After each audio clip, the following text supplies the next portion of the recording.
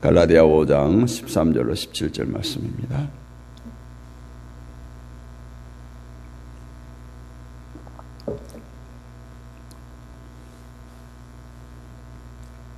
같이 읽습니다. 형제들아, 너희가 자유를 위하여 부르심을 입었으나 그러나 그 자유로 육체의 기회를 삼지 말고 오직 사랑으로 서로 종노릇 하라. 온 율법은 내 이웃 사랑하기를 내 자신같이 하라 하신 한 말씀에서 이루어졌나니 만일 서로 물고 먹으면 피차 멸망할까 조심하라. 내가 이르노니 너희는 성령을 따라 행하라. 그리하면 육체의 욕심을 이루지 아니하리라. 육체의 소욕은 성령을 거스르고 성령은 육체를 거스르나니 이 둘이 서로 대적하므로 너희가 원하는 것을 하지 못하게 하려 함이니라. 아멘. 할렐루야. 성령을 좇아, 이런 제목으로 함께 은혜를 나눕니다.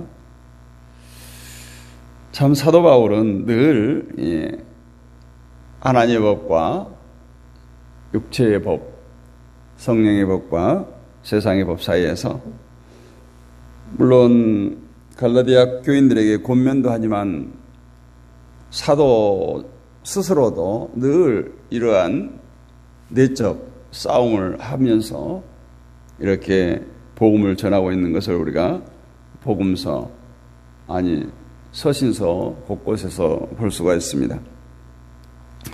지난 시간에 우리가 성도가 어떤 방법을 가지고도 구원을 받을 수 없다.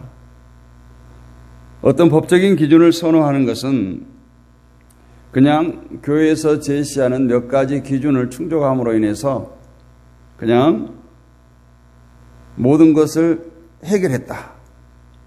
나는 할 만큼 했다. 나 정도의 믿음이라면 충분히 구원받는다.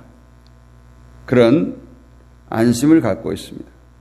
그래서 몇 가지 기준을 지킴으로 신앙생활의 모든 것을 했다라는 이런 의도를 우리가 볼 수 있습니다. 사실 삶의 전체를 신앙생활로 강조한 것보다는 몇 가지 신앙생활의 기준을 정해놓고 그것을 잘 지키고 준수함으로 신앙생활을 하는 것이 어쩌면 성도들에게는 편안하죠. 그것이 뭐 10가지가 됐든 100가지가 됐든 내가 예를 들어 100가지를 준행하고 지켜야 되는데 예를 들어 80가지, 90가지 하면 어느 정도 만족하지 않겠어요? 물론 100가지를 다 지키고 행하면 당당해지겠죠. 우리가 이사를 하거나 피치 못하게 다른 교회를 선택할 때 여러분 어떤 마음으로 교회를 선택한가요? 이 교회 가서 내가 정말 쓰임받고 내가 헌신하고 봉사할 수 있는 교회를 택합니까? 아니면 건물이 좋고 분위기가 좋고 은혜가 넘치는 교회를 택하게 됩니까? 아니면 다예요?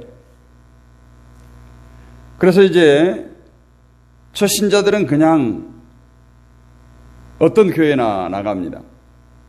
저 개척교회 할 때 성도들이 이렇게 오면 이 작은 교회가 전부인 줄 알아요. 그런데 믿음이 생기고 조금 이제 주변에 그리스도인들과 교제를 하다 보면 이 개척교회는 초라한 거예요. 그래서 이제 큰 교회로 점점 수평 이동을 하죠. 큰 교회는 가만히 있어도 수평 이동하는 교회들로 인해서 양적 성장을 해갑니다. 또 코로나 이후에 이 교회를 선택하면서 비접촉, 비대면 쇼핑을 하는 거예요.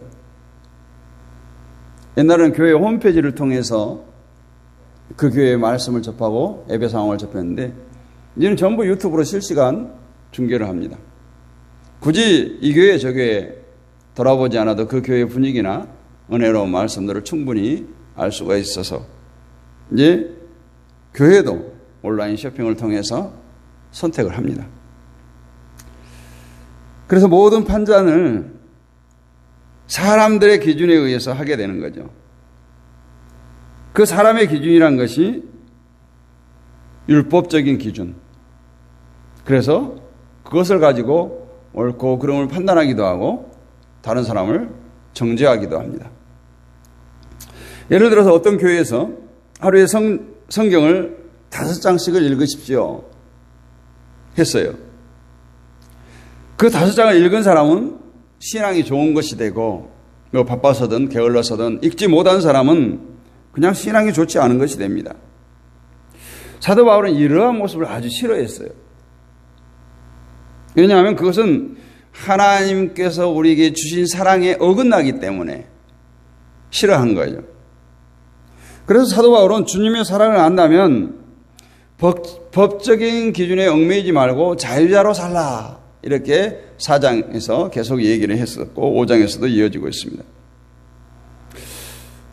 저 역시 여러분에게 성경 말씀을 따라, 이거 중요해요.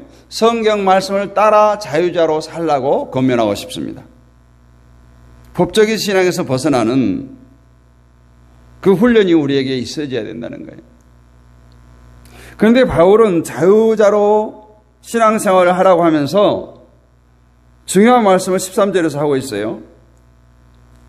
13절 다시 한번 읽어봅니다. 형제들아, 너희가 자유를 위하여 부르심을 입었으나 그러나 그 자유로 육체의 기회를 삼지 말고 오직 사랑으로 서로 종노릇하라. 자유라고 해서 그 자유를 네 마음대로 사용하지 말라는 거예요. 자유가 남에게 해가 될 때는 내 자유까지도 포기하라는 거예요.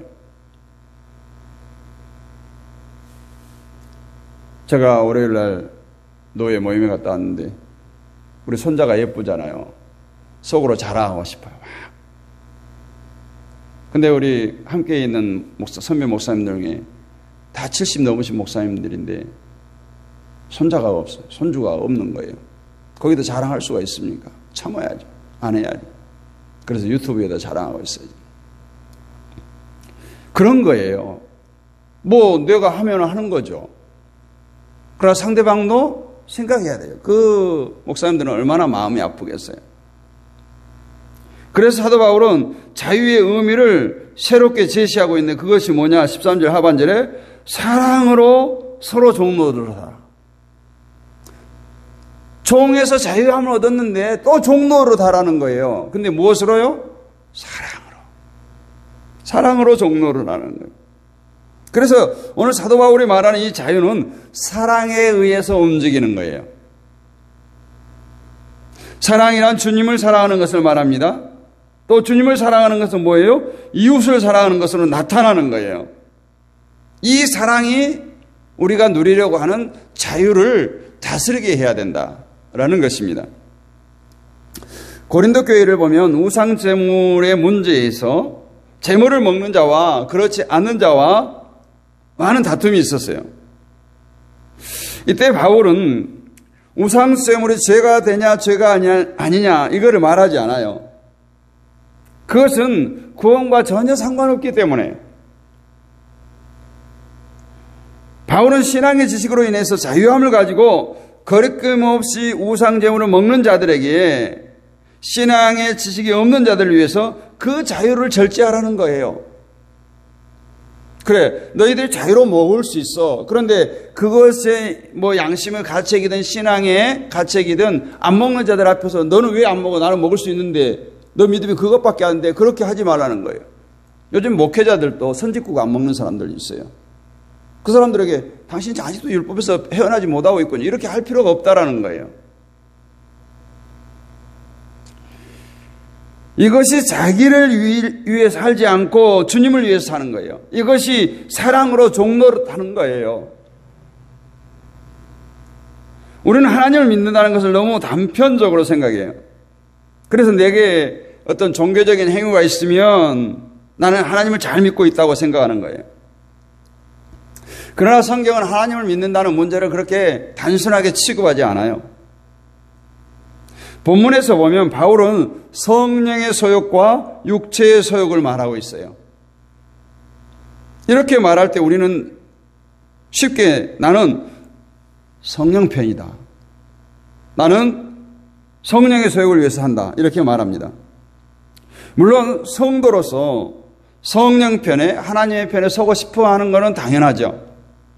그러나 우리가 다시 우리에게 물어야 할 것은 과연 내가 성령의 인도함을 따라 살고 있느냐는 거예요. 그럼 무엇이 성령의 편에 서는 겁니까? 종교의식, 어떤 행위가 성령 편에 있는 것을 증명하지 못한다면 과연 무엇이 내게 성령 편에서 살아가는 모습이라 할 수 있냐는 거예요. 그래서 16절 말씀을 보면 내가 이르노니 너희는 성령을 쫓아 행하라 그리하면 육체의 욕심을 이루지 아니하리라 이렇게 말해요. 성령의 편, 즉 하나님의 편에 살아가는 사람은 성령을 쫓아 살아가는 사람, 성령을 따르는 사람이라는 거예요. 그래서 이 성령을 쫓는다는 말은 어떤 율법이나 어떤 규칙에 얽매여 사는 것이 아니고 하나님의 사랑과 용서하심을 알고 그것이 좋고 그것이 만족해요. 그것이 행복해요. 하나님이 좋아서 그냥 하나님의 기쁨을 위해서 사는 거예요. 이것이 성령을 쫓아 사는 사람이에요. 그런데 우리 삶은 어때요? 온통 내 기쁨을 위해서 살지 않습니까? 하나님의 기쁨을 위해서 뭘 하겠다는 의도가 전혀 없어요. 때문에 우리의 삶들은 온통 내 기쁨을 위해서 살아가는, 내 기쁨을 포기하면서 하나님의 기쁨을 위해서 살겠다는 그런 믿음이 없다라는 거죠. 그러면서 우리가 주일날 교회에 나오는 것, 하루에 예배하는 것, 아니 1시간 일주일에 예배하는 걸 가지고 나는 하나님 편에 서 있다, 성령님 편에 서 있다 할 수 있느냐는 거예요. 정말 하나님께서 그것을 기쁘게 받으시겠습니까? 그래서 오늘 이 새벽에 우리 스스로 나는 성령에 속해 있는가, 성령을 좇는 자인가, 하나님 편에 서 있는가를 나에게 오늘 질문을 던져보고 대답할 수 있어야 됩니다. 나는 내 편, 오직 자기 편으로 살아가고 있지 않는가?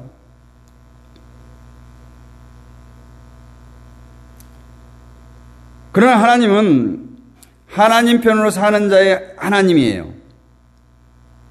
하나님 편에 속한 자의 하나님이라는 거예요. 자기 편에 사는 자는, 자기를 위해 사는 자는 그 하나님은 자기 하나님이 아니에요. 시편 118편 6절 7절을 보면 여호와는 내 편이시라 내게 두려움이 없나니 사람이 내게 어찌할꼬 여호와께서 내 편이 되사 나를 돕는 자 중에 계시니 그러므로 나를 미워하는 자에게 보응하시는 것을 내가 보리로다. 여기서 여호와가 내 편이라는 것은 이 시의 저자가 이미 여호와의 편이 되었다라는 거예요. 여호와의 편으로 사는 자는 이미 자기 기쁨을 위해 살지 않기 때문에 여호와는 이런 자를 돕는다라고 시편 기자가 고백하는 거예요. 그 도움이라는 것도 하나님의 큰 능력으로 오셔서 모든 문제를 해결해 주는 그런 도움이 아니라 어떤 어려움 속에서도 원수에 의해서 무너지지 않도록 지키시는 도움. 어제 세미나 중에서 은혜와 긍휼에 대한, 저도 그것을 막연하게 생각했지 은혜와 긍휼을 그렇게 구분하지 않고 그냥 동일시하게 이렇게 사용해요. 은혜는 선물이에요. 하나님의 선물, 값없이 주신. 근데 긍휼도 비슷한 거 아닌가? 우리를 불쌍히 여겨서 우리에게 주신 은혜. 근데 긍휼은 우리에게서 빼앗아 가는 것이 긍휼이라는 거예요. 응? 좀 이상하죠? 여기까지 들으면 이상해. 우리에게서 빼앗아 가고 거두어 가는 것이 긍휼이에요. 있어야 할 것을 주시는 것은 은혜고 필요 없는 것을 거두어 가시는 게 긍휼이라는 거예요. 그래서 우리에게 어떤 질고를 거두어 주시고 우리들에게 아픔을 거두어 주시고 우리들의 쓸데없는 것을 제하여 주시는 것이 긍휼이라는 거예요. 우리가 하나님 편에 살아갈 때, 성령에 이끌려서 살아갈 때 이 은혜와 긍휼을 누리게 되는 것입니다. 여러분 하나님 편으로 살아갑니까? 성령을 쫓아 살아갑니까? 예배와 기도와 설교를 듣는 것이 여러분의 삶에 정말 기쁨으로 자리하고 있습니까? 뭔가 하나님의 말씀을 따르기 위해서, 오늘 내가 하나님 편에 서기 위해서 내가 큰 손해를 보면서도 정말 애쓰고 있습니까? 우리가 이것을 스스로 확인해 봐야 돼요. 17절을 봅니다. 육체의 소욕은 성령을 거스르고 성령의 소욕은 육체를 거스리나니 이 둘이 서로 대적함으로 너희 원하는 것을 하지 못하게 하려 함이니라. 성령이 우리 안에서 육체의 소욕을 거스르는 이유, 그것이 뭐냐? 우리가 원하는 것, 내가 원하는 것을 하지 못하게 하기 위해서 성령께서 우리 안에 거하신다. 보통 우리의 보혜사, 돕는 자, 이것은 뭐예요? 우리의 육체의 소욕을 위해서 돕는 것처럼 착각하는 거예요. 내가 하고자 하는 것을 돕는 것으로 착각하는 건데, 오늘 여기 사도 바울은 육체의 소욕은 성령을 거스르고 성령의 소욕은 육체를 거스린다고 하면서 이 성령의 역할이 뭐냐? 우리의 육체가 원하는 것을 하지 못하게 하는 거예요. 근데 우리 신앙인들은 뭐예요? 대부분 이 두 가지를 다 하고 싶어요. 이 두 가지를 다 누리고 싶어요. 세상의 복도, 내 육신의 복도, 성령의 복도 누리려고요. 그런데 이 둘은 어떻게 한다고요? 함께 할 수가 없어요. 서로 충돌하기 때문에. 그래서 대부분 사람들이 원하는 것은 뭐예요? 육체의 소욕을 따라 살려고 하는 거예요. 내 욕심을 따라 살고 싶어 합니다. 이것이 모든 인간의 본성이에요. 그래서 자기 욕심에 의해서 모든 삶이 계획되어지고 움직여지게 됩니다. 그런데 이것을 못하도록 성령께서 우리 가운데 오셨다는 거예요. 육신으로 하고 싶어하는 것을 내 안에서 거부하게 합니다. 내 힘으로는 거스를 수 없는 것, 내 힘으로는 거부할 수 없는 것을 성령께서 내 안에서 거부하게 하는 거예요. 이것이 우리 안에 있는 영적인 갈등이에요. 싸움이에요. 여러분, 정말 우리 안에 이런 갈등 속에서 살아갑니까? 아니면 전혀 믿음이 있는 척하고 갈등이 없습니까? 아니면 이런 싸움에서 내 것, 자기 것을 조금씩 포기하는 그런 모습이 드러납니까? 아니면 지금도 역시 싸워서 내 것을 주장하고 내 욕심대로 살려고 발버둥 치고 있습니까? 그런 싸움이 있으므로 늘 기뻐하시고 하나님 편으로 자기 자신을 던지시기를 바랍니다. 내 의지가 아니라 하나님께, 하나님 편으로 서고 싶은 자기의 소원을 늘 아뢰고 내 마음을, 내 심령을, 내 모든 것을 다스려 달라고 내 인생의 열쇠를 하나님께 맡기시기를 원합니다. 하나님께 대해서 갈급한 마음이 되기를 구해야 돼요. 우리는 세상에 대한 갈급함보다 하나님에 대한 갈급함이 많아야 되지 않겠어요? 커야 되지 않겠어요? 그래서 우리가 어떤 행동을 할 때, 무슨 일을 할 때 과연 이 일이 하나님이 기뻐하시는 일일 것인가? 어떤 사업을 할 때도 매일매일 하루하루를 계획하고 그 일을 추진할 때도 일의 결정을 내가 내리는 것이 아니고 하나님이 기쁘시는 뜻대로, 하나님의 사랑이 느껴지는 대로 결정하고 살아가는 것이 바로 하나님 편에 서서 사는 인생입니다. 내가 하나님께 기쁨이 되기 위해서 어떻게 해야 하는가를 늘 찾아가며 정말 성령께 묻고 따라가고 하나님의 종으로 살아가는 저와 여러분이 될 수 있기를 주님의 이름으로 축복합니다. 하나님 아버지 감사합니다. 이 아침에도 귀한 말씀을 나누었습니다. 이 말씀들이 우리의 마음속에 깊이 새겨지기를 원합니다. 이 말씀이 우리를 통치하기를 원합니다. 세상의 법과 성령의 법 가운데서 우리가 날마다 다툴 때에 육체의 소욕을 거스려서 성령께서 그것을 거부하게 하시고 다스려지는 하나님의 놀라우신 은혜가 우리에게 임하기를 원합니다. 우리의 삶의 현장에서 성령의 역사가, 성령의 능력이 나타나기를 원합니다. 아버지 하나님, 우리의 육신은 연약하고 부족하지만 하나님께서 우리를 붙드시고 하나님께서 함께 하시면 작은 자를 들어서 큰 자를 부끄럽게 하시고 약한 자를 들어서 강한 자를 부끄럽게 하시는 하나님의 놀라운 역사가 우리들 삶 속에 일어남을 경험하게 될 줄로 믿습니다. 오늘 또 우리 모두가 다 성령을 쫓아 살아가는 하나님의 신실한 일꾼들이 되게 하시고 그리스도의 군사가 되게 하옵소서. 믿사오며 살아계신 우리 주 예수 그리스도 이름으로 감사하고 기도하옵나이다. 아멘. 하늘에 계신 우리 아버지 이름을 거룩하게 하시며 아버지의 나라가 오게 하시며 아버지의 뜻이 하늘에서와 같이 땅에서도 이루어지게 하소서. 오늘 우리에게 일용할 양식을 주시고 우리가 우리에게 용서해 준 것 같이 우리 죄를 용서해 주시고 우리를 시험에 빠지지 않게 하시고 악에서 구하소서. 나라와 권능과 영광이 영원히 아버지의 것입니다. 아멘. 할렐루야. 오늘 또 승리하셨습니다. 함께 해주신 분들 사랑하고 축복합니다. 또 현장에서 온라인으로 또 재방송으로 말씀을 접하는 모든 여러분들에게 성령의 충만함의 역사가 일어나길 원합니다. 이 시간도 우리가 합심하여 기도하겠습니다. 이 나라와 이 민족을 위해서 기도합니다. 한국 교회를 위해서, 북한 땅을 위해서, 한반도 평화를 위해서 기도하겠습니다. 세계 평화와 선교사님들을 위해서 기도합니다. 우리 믿음의 동역자들을 위해서, 육신의 질곡 가운데 있는 자들을 위해서, 또 우리 핸드폰에 많이 저장되어 있는 우리의 지인들, 친척, 친구, 이웃들의 영혼을 붙들고 기도합니다. 우리 자녀들과 다음 세대를 위해서 기도하겠습니다. 또 우리 섬기는 교회와 가정과 직장과 사업장을 위해서 기도합니다. 오늘 수요일입니다. 우리 믿음의 동역자들을 위해서, 연약한 지체들을 위해서, 온라인 사역자들을 위해서 집중적으로 기도하도록 하겠습니다. 우리 주여 크게 한번 부르짖고 기도합니다. 주여!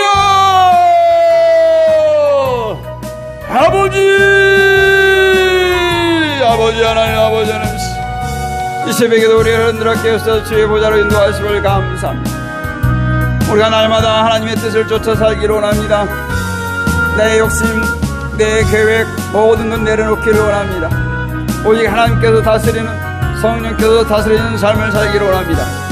우리 안에 그런 갈등이 있을 때 무조건 하나님 편에 서게 하옵시고 성령을 쫓아 살아가는 우리 모두가 되기를 원합니다. 특별히 하나님의 백성들 하나님의 뜻대로 살기를 원하고 하나님의 뜻 안에서 하나님의 은혜 안에서 사는 것이 얼마나 큰 기쁨이요 축복인지를 깨닫게 하여 주옵소서.